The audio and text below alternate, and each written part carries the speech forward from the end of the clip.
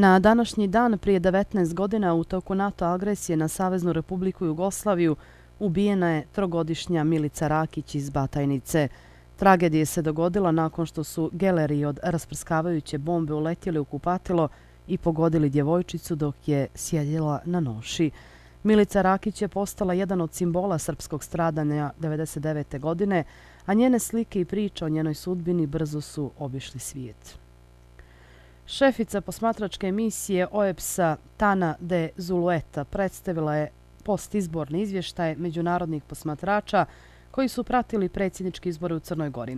Zulueta je rekla da su predsjednički izbori protekli mirno, a da je institucionalnu prednost imao kandidat vladajuće koalicije Milo Đukanović. Ocijenjeno je također da i dalje postoje problemi u radu Državne izborne komisije.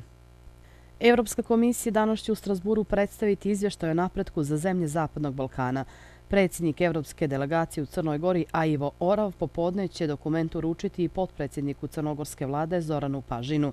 Radio Slobodna Evropa ima uvid u dokument. Navode da u Crnoj Gori nema vidljivog i značajnog praktičnog uticaja reformi u polju vladavine prava, iako je Crna Gora napredovala u legalnom i institucionalnom okviru, ocjenjuje se u dokumentu Europske komisije.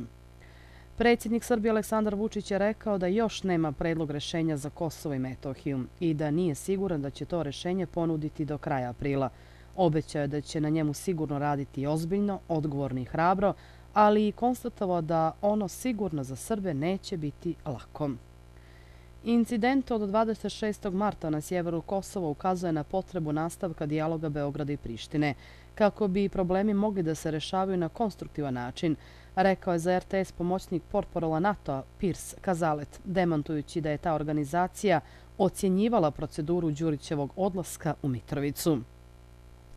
Zvanična predstavnica Ministarstva inostranih poslova Rusije Marija Zaharova je objasnila zašto su Sjedinjene države pribjegle beskonačnom plašenju i sankcijama na račun Rusije.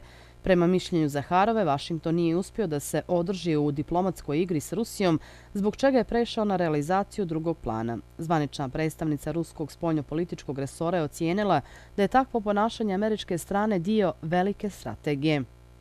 Bivši direktor FBI James Comey je izjavio da vjeruje da je moguće da Rusija posjeduje kompromitujuće informacije o američkom predsjedniku Donaldu Trumpu. Mislim da je to moguće, ne znam. To su riječi koje sam mislio da nikada neću izgovoriti o predsjedniku Sjedinjenih Američkih Država, međutim moguće, rekao je Comey u intervju za ABC News.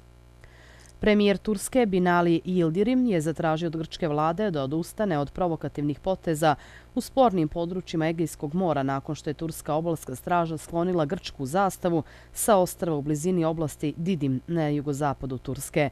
Savjetovao je Grčku da ostane u okvirima granica dobrosusjedskih odnosa i da izbjegava provokacije koje bi povećale tenzije. U Crnoj Gori danas promenljivo do pretežno oblačno, kažu prognostičari, mjestimično povremeno kiša ili pljusak i grmljivina. Na primorju ređa pojava padavina i sunčani intervali ponegdje. Vjetar slab do umjeren promenljivo k smjera krajem dana sjeveroistočni u pojačanju. Maksimalna temperatura za danas do 23 stepena. Slušali ste vijesti Srpske radio televizije. Više informacija čitajte i na našem portalu srpskenovine.cg.com.